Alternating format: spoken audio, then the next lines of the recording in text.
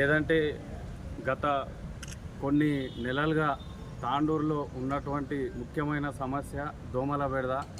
అది ఎందుకంటే మా తాండూరులో మాలుమూర వార్డులు మావి, మల్లెట్పల్లి కావచ్చు, ఇంద్రానగర్ కావచ్చు, మిగతా తదితర వార్డులు కావచ్చు, దోమల బెడద చాలా అయిపోయింది.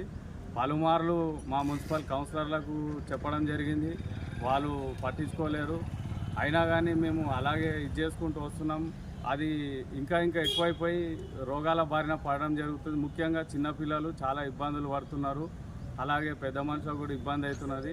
దయచేసి ఈ ఈ దోమల నివారణపై చర్య తీసుకోవాలని గౌరవ మున్సిపల్ కమిషనర్ గారికి ఈరోజు విన్నవించుకోవడం జరిగింది.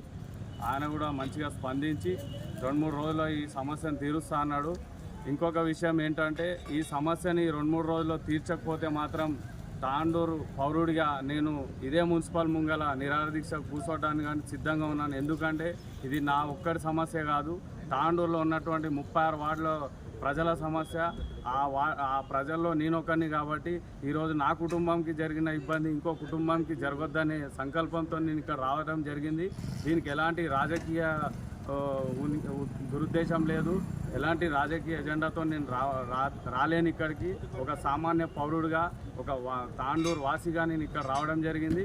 కాబట్టి ప్రతి ఒక్కరికి చేతులు జోడించి పురపాలక సంఘం సభ్యులకు కానీ, గౌరవ కమిషనర్ గారికి, మున్సిపల్ సిబ్బందికి కానీ నేను ఒకటే వేడుకుంటున్నా, దీనిపై తొందరగా చర్య తీసుకుంటే బాగుంటుందని వేడుకుంటున్నా.